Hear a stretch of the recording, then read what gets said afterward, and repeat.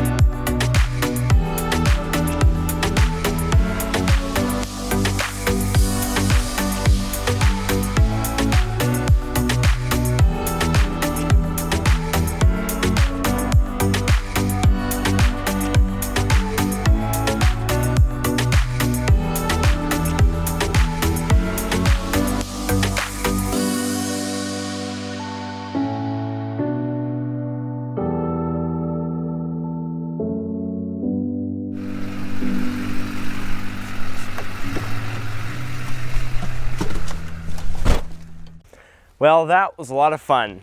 That was about my 10th flight with an FPV drone. So in about 3 weeks, my next video will come out. So subscribe, hit that notification bell, and I'll see you then.